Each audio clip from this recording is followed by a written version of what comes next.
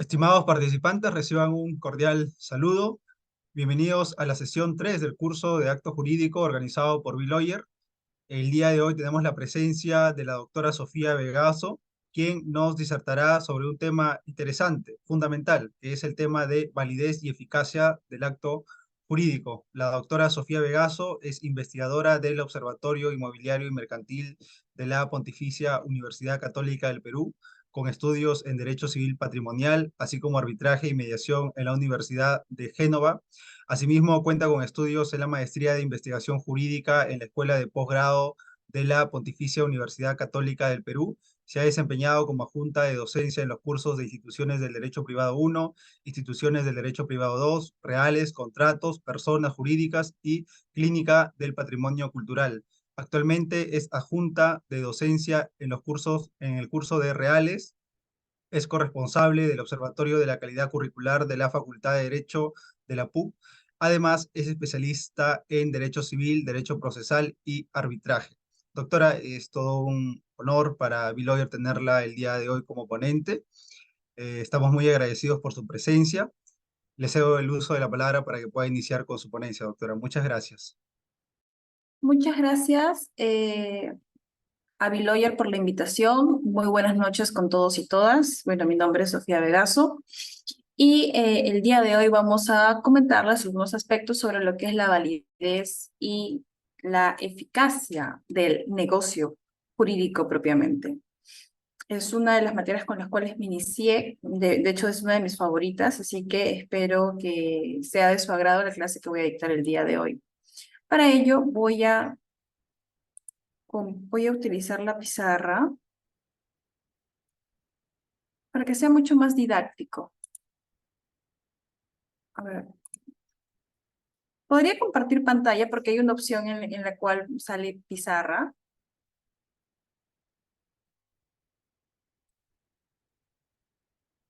Acá está, perfecto. Gracias. Entonces, validez y eficacia del negocio jurídico. Si en el curso se refiere a lo que es el acto jurídico, debo hacer la aclaración que nos encontramos frente a lo que es un negocio jurídico. No estoy segura si antes han hecho la diferenciación entre lo que es un acto jurídico y un negocio jurídico, y así que lo voy a tocar rápidamente para que podamos entendernos y por qué lo que voy a enseñar es validez y eficacia del negocio jurídico y por qué no uso la palabra acto jurídico, ¿sí? A ver, todos los hechos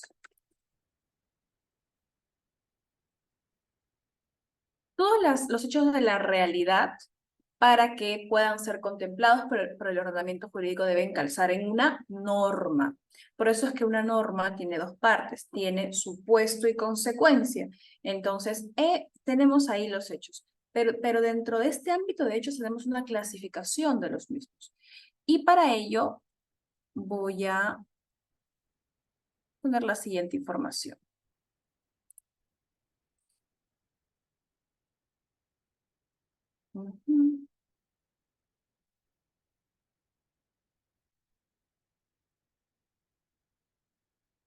Hechos jurídicos en sentido estricto,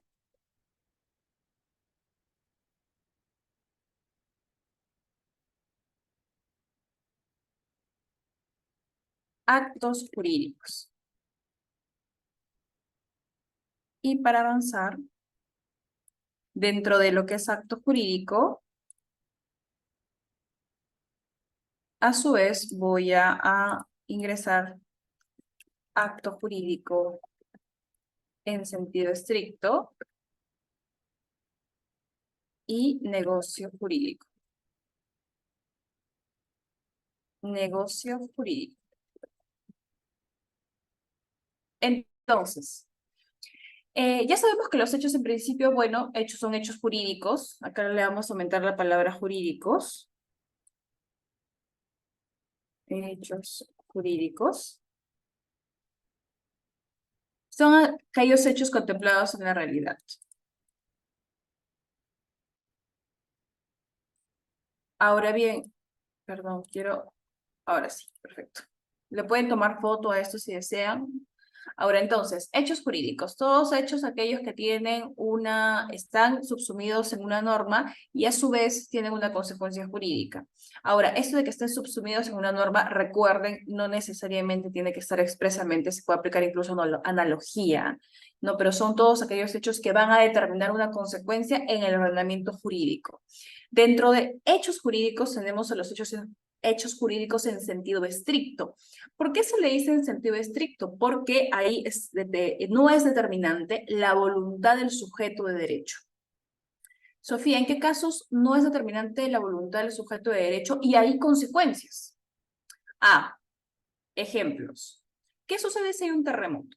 Si hay un terremoto o inclusive un aluvión. Si hay un aluvión, podría haber un desprendimiento de parte del terreno de propiedad de alguno de ustedes y ello trae consecuencias jurídicas. Pregunto, ¿ha sido determinante la voluntad del sujeto de derecho del ser humano propietario de ese bien para que para que se produzca el aluvión y además para que se produzcan las consecuencias jurídicas?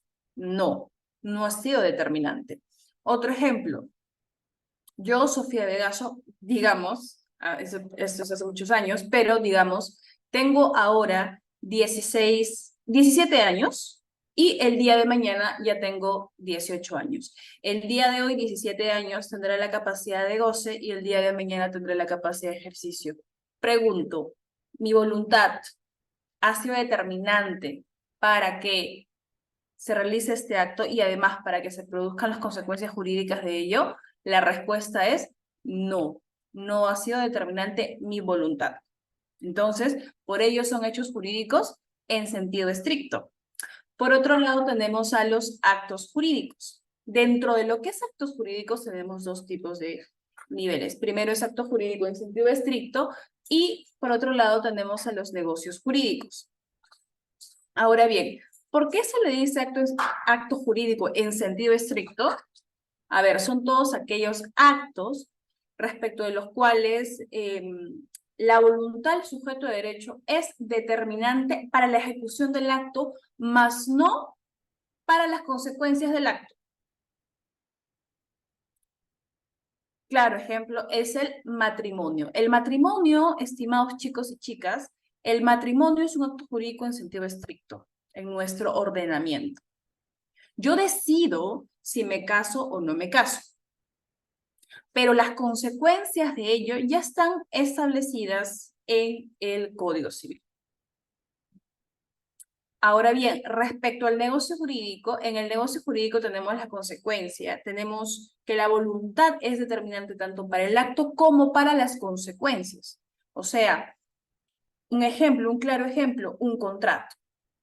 En un contrato, las partes no solo deciden ejecutarlo o acordar el pacto del contrato, sino que adicionalmente pueden normarlo. Pueden normarlo. Pueden establecer eh, las consecuencias en el contrato. Entonces, ahí, por ejemplo, tenemos la libertad contractual. Y la libertad contractual entiéndase como parte de la autonomía privada, ¿no? Y entiéndase también que está en nuestra Constitución. Entonces, cuando estamos, este llamado acto jurídico que estamos viendo en el curso, ¿a qué hace referencia? ¿A este acto jurídico en sentido estricto o al negocio jurídico? La respuesta es al negocio jurídico. A ello hace referencia, que es el libro 2 de nuestro Código Civil, acto jurídico, haciendo referencia a negocio jurídico. Tengamos en cuenta ello, por favor. ¿Sí? En este caso, acto jurídico es igual a negocio jurídico. Eso es lo que estamos estudiando ahora. Ahora bien, ya habiendo hecho esta diferenciación,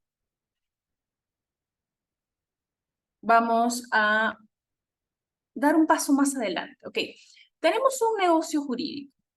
Un negocio jurídico puede estar compuesto por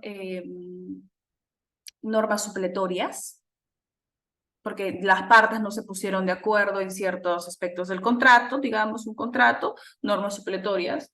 Puede estar compuesto por claramente también heteronomía positiva, entiéndase que el ordenamiento requiere una formalidad para este contrato. ¿Y qué pasaría si no se cumple con esta formalidad? ¿O qué pasaría si se va en contra de la heteronomía negativa, que son estas normas imperativas del ordenamiento jurídico? Y acá es cuando entra a calar lo que es la validez y la eficacia. La validez y la eficacia son estadios del negocio jurídico. De hecho, antes de la validez, tenemos a la existencia.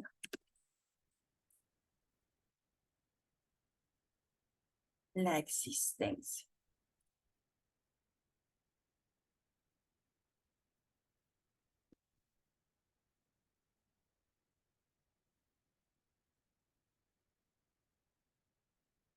Voy a poner por acá la validez, la validez y la eficacia. ¿Qué significa que un negocio jurídico exista? Que se presenten todos los elementos del negocio jurídico. En apariencia. En apariencia.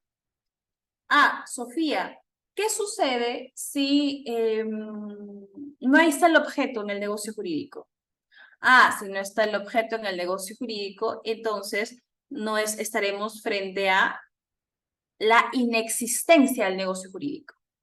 No frente a la invalidez, sino frente a la inexistencia del negocio jurídico.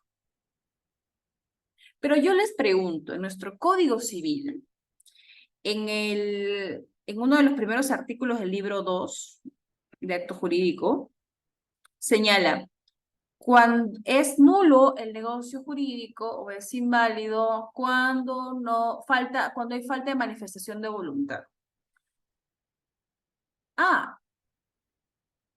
Dijiste, Sofía, inválido.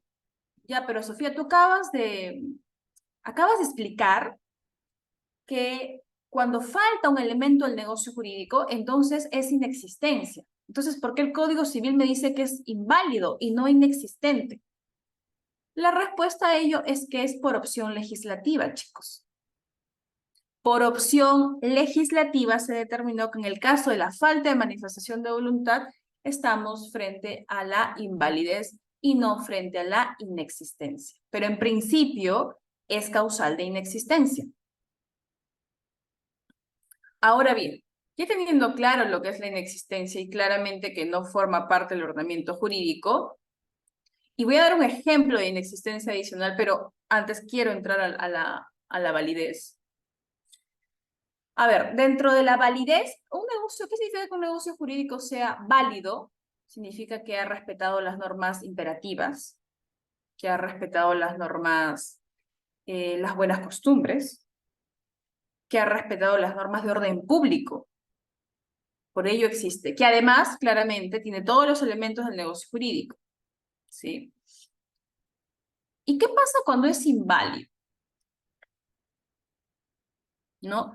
Si un negocio jurídico es inválido, se puede ingresar por dos flancos, o bien por alguna causal de nulidad, o bien por alguna causal de anulabilidad. Vamos a poner acá.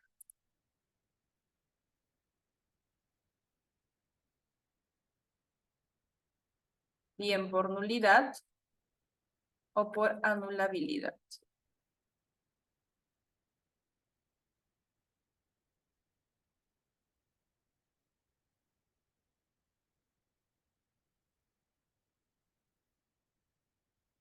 Un poquito más acá.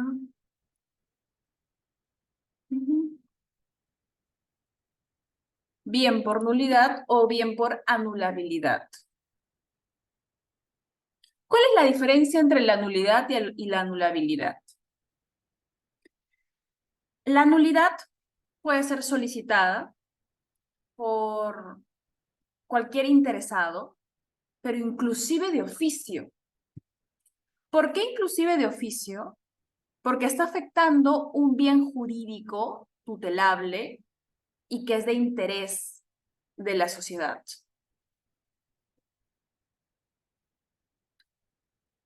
Un ejemplo, la venta de un terreno eriazo.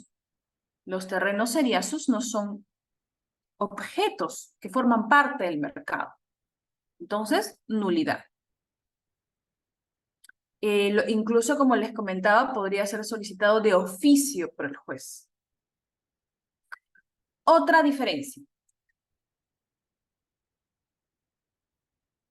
Vamos a ver por acá. Voy a tratar de poner por acá. De oficio o de oficio, de parte y de un tercero interesado. ¿Sí?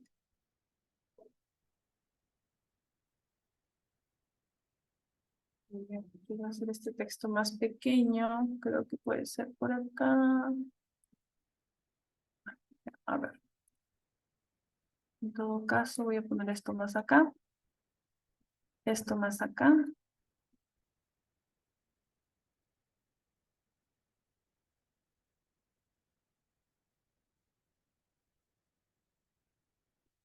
Para que puedan verlo y pueda quedar registrado. Aquí. A ver.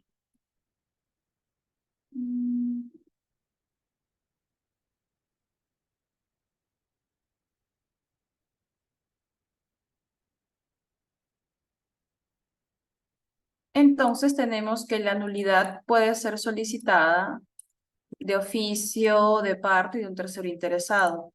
Si esto es así, en el caso de la anulabilidad, ¿cómo será?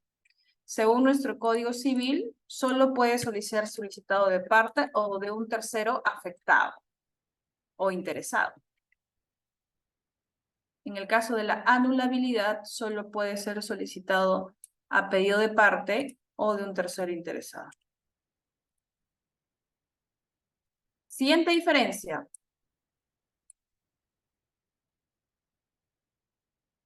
En el caso de la nulidad, el negocio jurídico no tiene efecto alguno.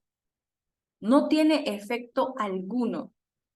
Por eso se dice coloquialmente, en el caso de la nulidad, el negocio jurídico nace muerto.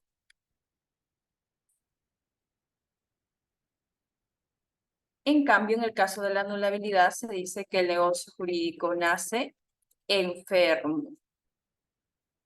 Nace enfermo. En el caso de la anulabilidad, se dice que el negocio jurídico nace enfermo porque hay efectos precarios. Sí hay efectos, pero son precarios. Ah, Sofía, si es así, entonces eso quiere decir que la anulabilidad quizás se podría convalidar. Sí, la anulabilidad se puede convalidar. ¿Qué significa eso? Que si se llega a convalidar, entonces sigue surtiendo sus efectos el negocio jurídico. Cabe convalidación. Y Sofía, en el caso de la nulidad, no. Hay una forma de devolverle la vida, por decirlo así, a la nulidad, y es la conversión. ¿Ok? Es la conversión.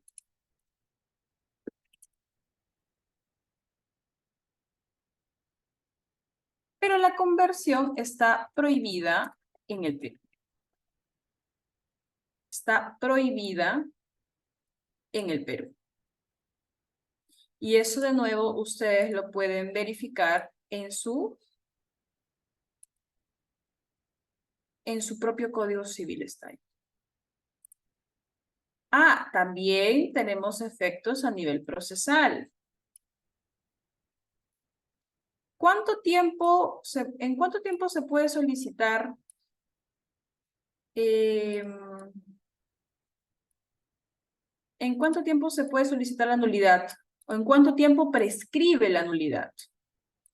Ah, en el caso de la nulidad va a prescribir a los 10 años. Y en el caso de la anulabilidad va a prescribir a los 2 años.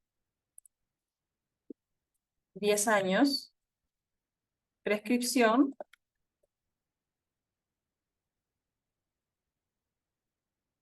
Y acá 2 años. Vamos a ponerlo por acá. Y vamos a ponerlo por acá.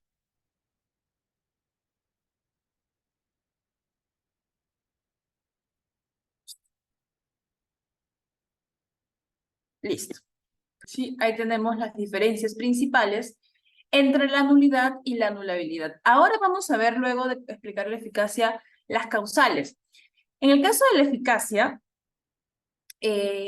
como yo les comentaba, el negocio jurídico pasa por 3 estadios, ¿no? Uno, la existencia, que tienen que estar todos los elementos principales y secundarios del negocio jurídico.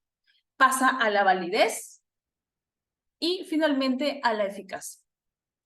Y la eficacia hace referencia a la posibilidad que se produzcan propiamente los efectos del negocio jurídico, que es lo que uno quiere arribar cuando celebra un negocio jurídico, inclusive si estamos frente a contratos preparatorios, ¿no? Porque al final lo que se quiere siempre es llegar al contrato definitivo.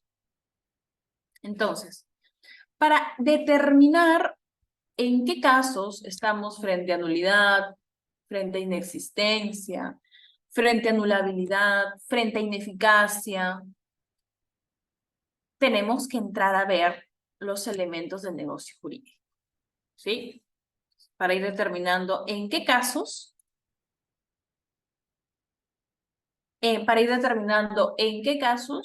estaremos frente a cada uno de estos estadios, ¿no? O cuándo se va en contra de cada uno de los estadios, de cada uno de estos estadios. Raquel Soto nos pregunta, ¿cuáles son los efectos jurídicos? Un ejemplo, por favor. A ver, un contrato es muy sencillo. Un contrato de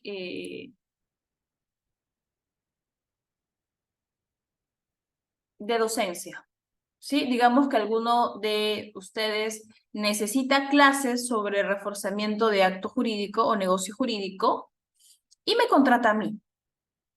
¿Cuál es el efecto? ¿Cuál es el efecto del contrato? Ah, que dicte yo las clases a esta persona. Esos son los efectos del negocio jurídico. Esos son los efectos del negocio jurídico. Que le correspondan que le corresponda el dictado de las clases que voy yo a realizar a esa persona que me ha contratado. Ahora bien, como yo les señalaba, ahora vamos a pasar a determinar en qué casos estaremos frente a anulabilidad, en qué casos estaremos frente a nulidad, inexistencia o ineficacia. De esa manera van a poder ustedes ver de forma mucho más clara este tema. Entonces, para esto yo voy a ponerlos elementos del negocio jurídico. Elementos del negocio jurídico. Parte, pero parte, que es un elemento, tiene a su vez requisitos. ¿Y cuáles son estos requisitos? Legitimidad, capacidad para obrar o negociar, capacidad negocial, determinado o determinable. Este es uno. Vamos a poner por acá un cuadrito.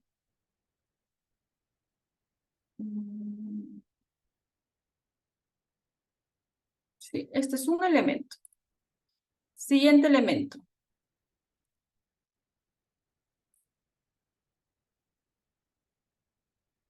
Manifestación de voluntad.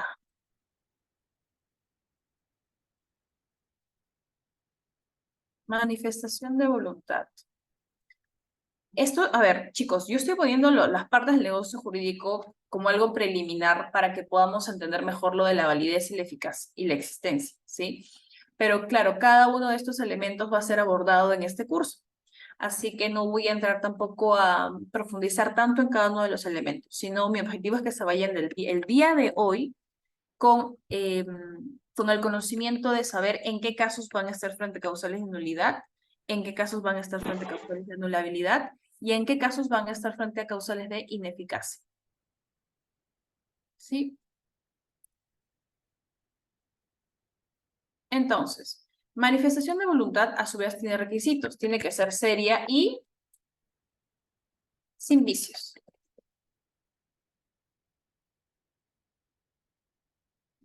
Por acá, en su cuadrito. Perfecto.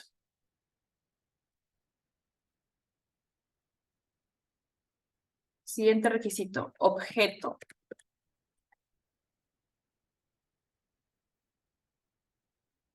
El objeto debe ser determinado o determinable. El objeto debe ser físicamente posible, jurídicamente posible. El objeto debe ser lícito. Y este objeto debe ser patrimonial.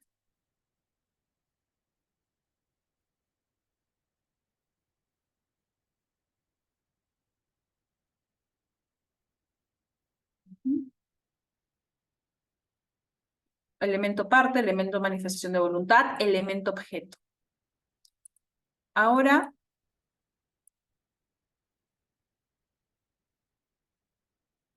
elemento fin. El fin debe ser lícito.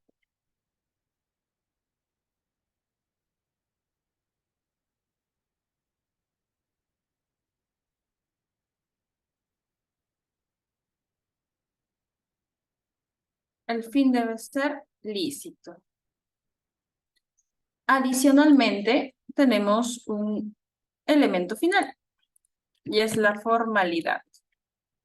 Pero le vamos a poner un pequeño asterisco por acá, porque no siempre se va a hacer así. Y dentro de formalidad vamos a poner formalidad ad solemnitatem y formalidad approbationem.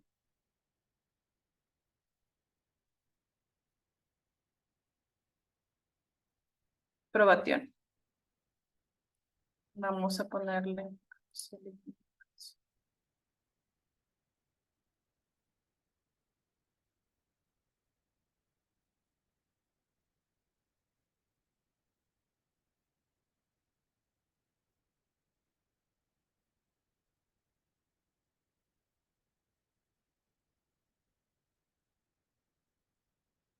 a ver, esto quiero borrar.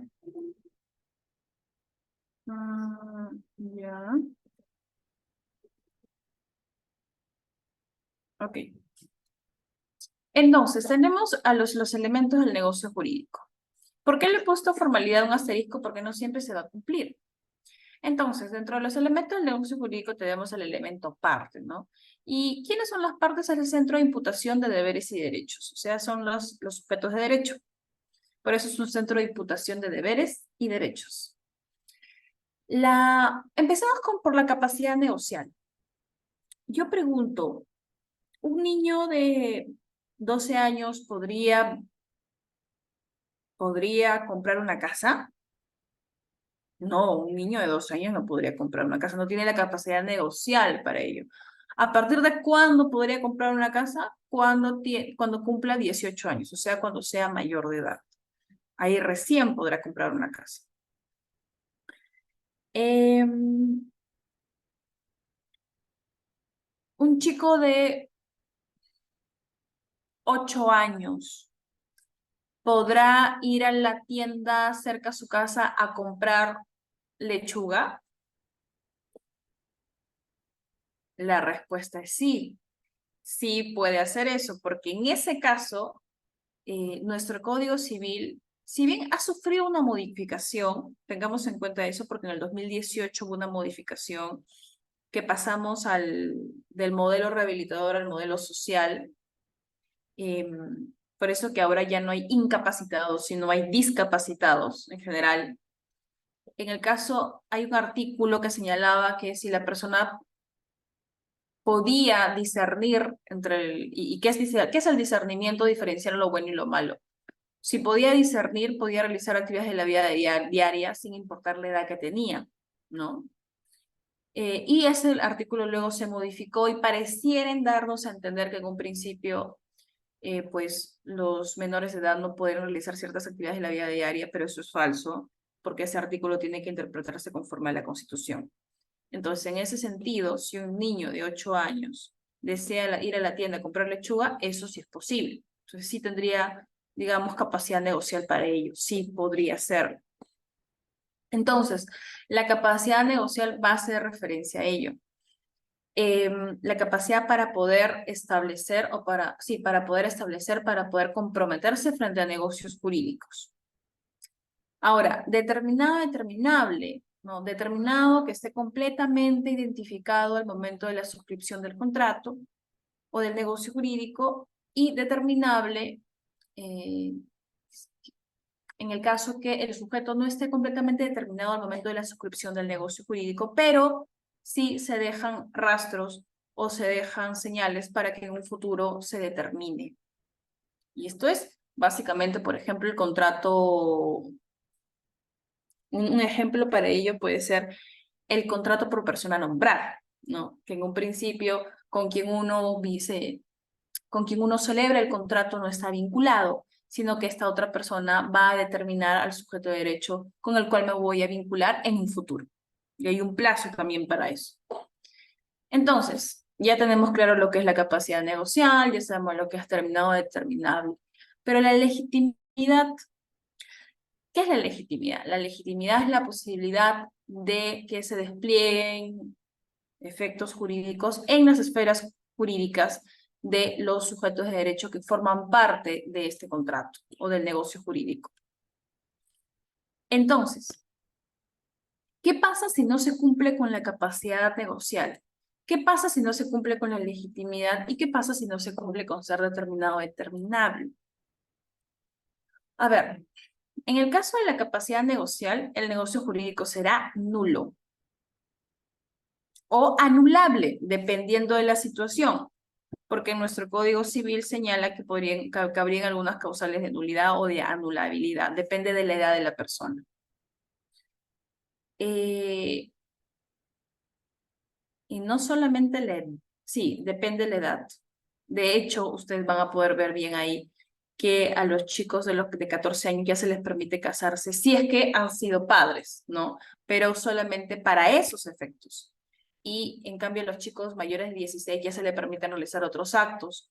Por eso es que ahí va a depender que en algunos casos estamos frente a la nulidad o anulabilidad en el caso de la capacidad negocial. Ahora, si es determinado, si no se cumple con la determinabilidad, entonces estaríamos frente a la nulidad. Frente a la nulidad. La legitimidad, el elemento parte, del elemento parte. Si no se cumple con la legitimidad, el negocio jurídico es ineficaz. Es ineficaz. Estamos ya no en el ámbito de la validez, sino en el ámbito de la eficacia. Ah, pero faltó algo acá. Vamos a regresar. Si en el caso de la anulabilidad se puede convalidar y en el caso de la nulidad se puede, o sea, hay la conversión que está prohibida en el Perú, ¿qué pasa si un negocio jurídico es ineficaz? ¿Cómo podemos salvar ese negocio jurídico? ¿Cómo podemos remediar ese negocio jurídico? Mediante la ratificación. Mediante la ratificación. Por eso es que en este caso, si no se cumple con el elemento de legitimidad, no se cumple con el requisito de legitimidad dentro del elemento parte, entonces podría caber la ratificación y el negocio jurídico surtiría sus efectos. Surtiría sus efectos. Vamos a un segundo elemento del negocio jurídico. La manifestación de voluntad.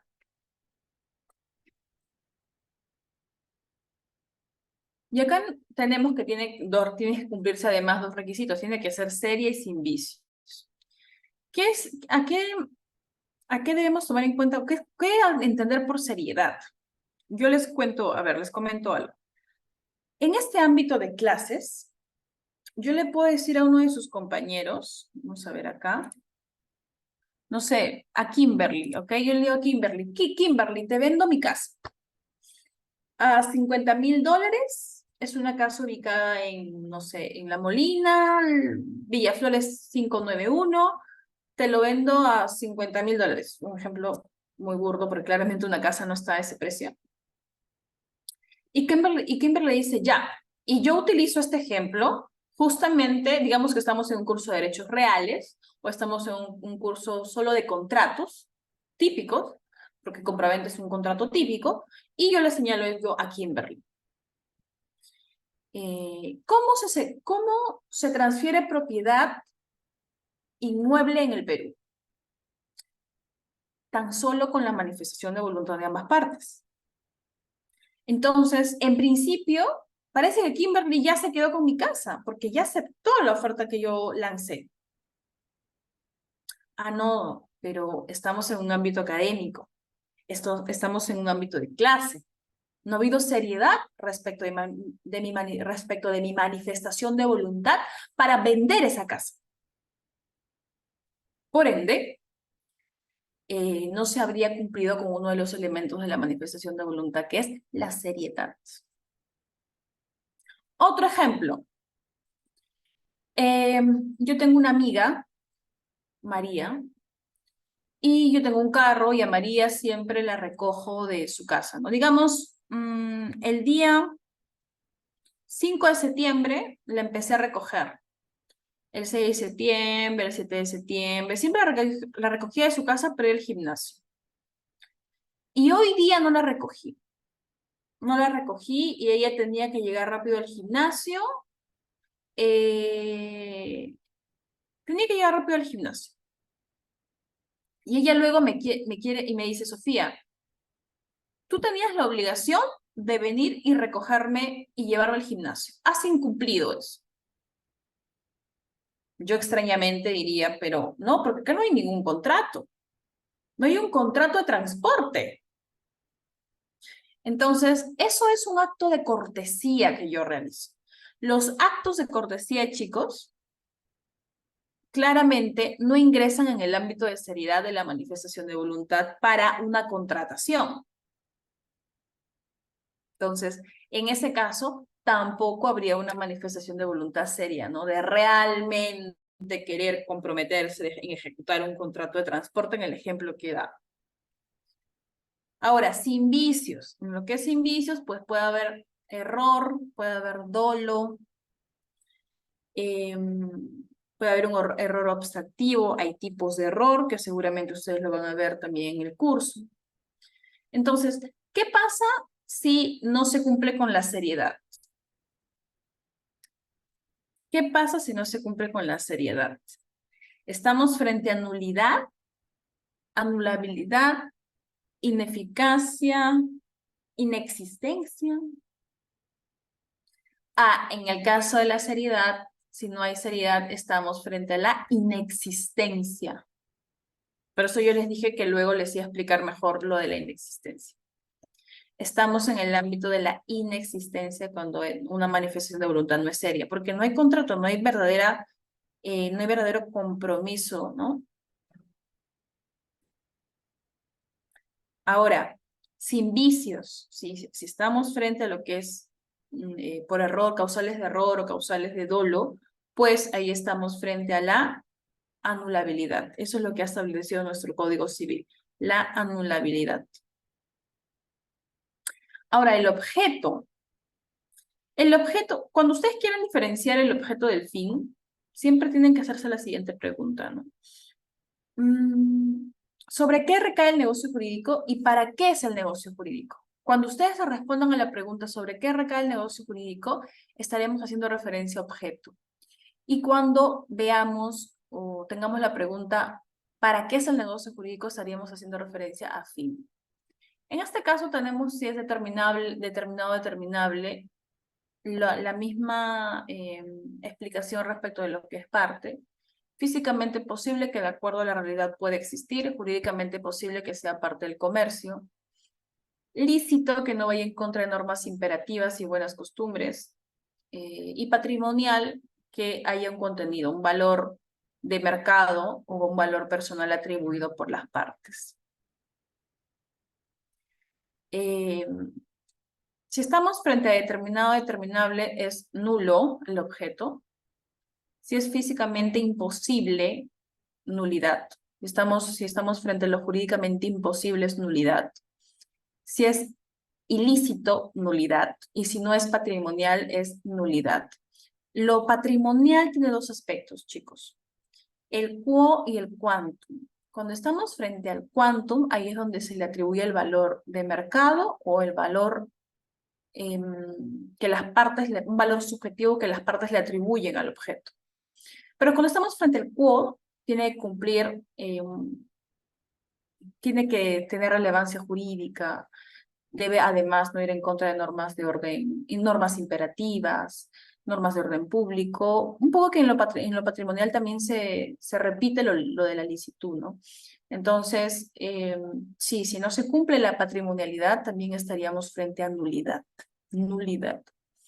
En el caso del fin, bueno, la licitud hace referencia también a lo que es el objeto, y cuando no se cumpla con la licitud, pues estaríamos frente a nulidad. Es una causal de nulidad. Finalmente, tenemos a la formalidad. En la formalidad, pues tenemos que puede ser ad solemnitatem o ad probation. ¿Qué significa eso? El ordenamiento jurídico establece en algunos casos formalidad. Y, por ejemplo, ¿no? En el caso de la donación dice, si se va a donar, si se va a disponer de bienes, estamos frente a una formalidad. De bienes inmuebles, señala, tiene que elevarse a escritura pública esa donación. En ese caso estaremos frente a una formalidad ad solemnitatem. ¿Por qué? Porque la norma establece claramente que de no cumplirse con la formalidad que se eleve la donación a escritura pública, entonces el negocio jurídico es nulo. Es nulo.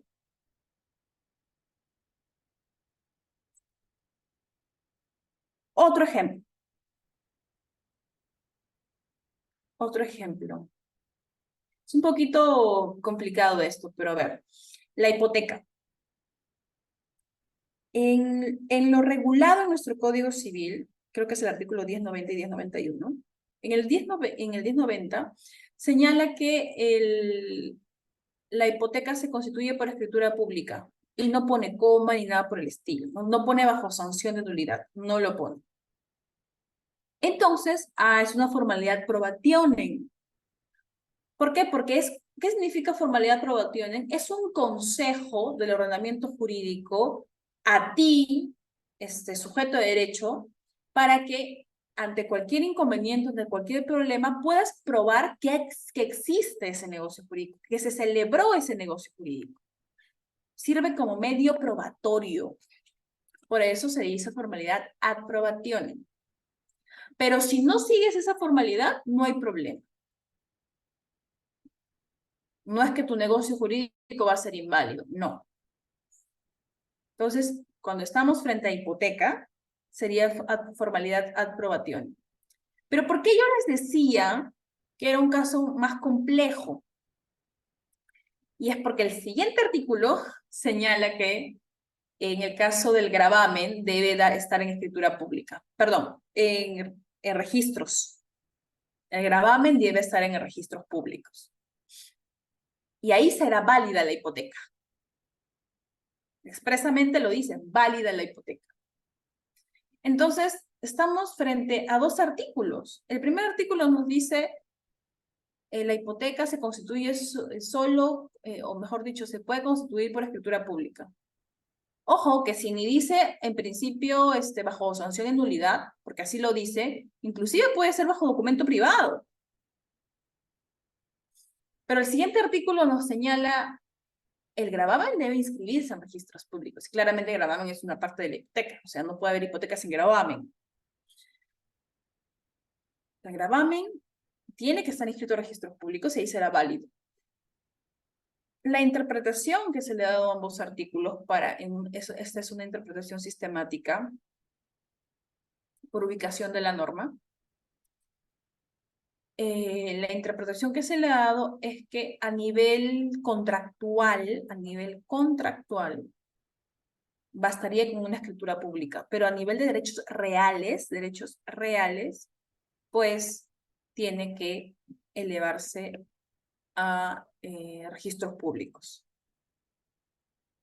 Entonces, Sofía, ¿cómo nos damos cuenta cuando estamos frente a una formalidad ad solemnitatem o frente a una formalidad ad probationem? En nuestro Código Civil, chicos, la forma de darnos cuenta cuando estamos frente a uno frente al otro es cuando señala coma bajo sanción de nulidad. Coma bajo sanción de nulidad. Esa es la forma. ¿Sí? Ahora, podrían haber casos en los cuales señalen que estamos frente a nulidad y no diga coma bajo sanción de nulidad. Sí, podría suceder, sobre todo en normas de contrataciones con el Estado. No es necesario que diga coma bajo sanción de nulidad para entender que está prohibido y que es nulo. Pero ¿cómo se dan cuenta ustedes en nuestro Código Civil cuando señala coma bajo sanción de nulidad? Así es como ustedes se pueden dar cuenta. Entonces, recapitulando. Tenemos 3 estadios respecto al negocio jurídico cuando nace: la existencia, la validez y la eficacia. Un negocio jurídico, a su vez, claramente puede ser inexistente, inválido por causales de nulidad, anulabilidad o incluso puede ser ineficaz. ¿Cómo nos damos cuenta de cada uno de ellos? Veamos elementos del negocio jurídico. Parte. Si no se cumple con la legitimidad, es ineficaz. Si no se cumple con la capacidad negocial, es nulo. Nulo o anulable. Si no se cumple con ser determinado o determinable, es nulo. En el caso de la manifestación de voluntad, si no es seria, es inexistente. Si tiene vicios, es anulable. En el caso del objeto determinado o determinable, nulo. Si no se cumple con ello. Si es física y jurídicamente imposible, nulo, nulo. Si es ilícito, nulo. Si no se cumple con la patrimonialidad, nulo. Fin ilícito, nulo. Formalidad, en este caso, solamente la formalidad va a ser considerado elemento del negocio jurídico si estamos frente a una formalidad ad solemnitatem. Y si no se cumple, entonces estamos frente a la nulidad. Nulidad. ¿Ok? Entonces, recuerden, chicos, incluso porque, de nuevo, ¿no? ¿En qué estadio es el negocio jurídico? De nuevo, la existencia, la validez y la eficacia y las causales. Esa ha sido mi labor el día de hoy, de explicarle lo que es la validez y la eficacia, y espero haber sido lo más clara posible. Muchas gracias. Voy a ver, ¿cómo fue? Aquí, perfecto. Listo.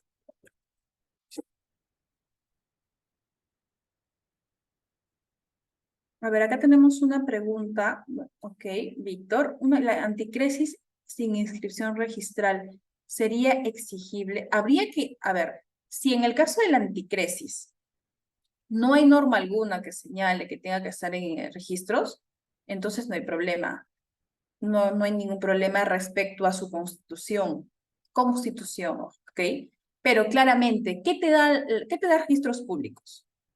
Te da la posibilidad de perseguirlo erga omnes. Y si te da la posibilidad de perseguirlo erga omnes, entonces es mejor siempre inscribir. Siempre inscribir.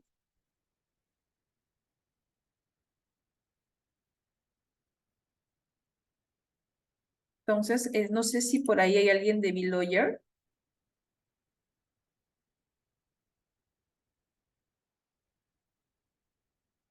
En caso no sea así, bueno, chicos, ha sido un gusto. ¿Qué tenemos? Sí, doctora, muchísimas gracias. Ha sido una exposición bastante clara en lo que nos ha explicado la validez y eficacia del negocio jurídico. Ha sido una exposición bastante clara, bastante didáctica. Muchas gracias, doctora, por su participación y esperamos que en futuros eventos nos pueda acompañar, doctora. Infinitas gracias a nombre de BeLawyer y a nombre también de todos los asistentes que nos están viendo a través de Zoom y a través de nuestras plataformas virtuales. Muchas gracias, doctora. Que tenga una excelente noche.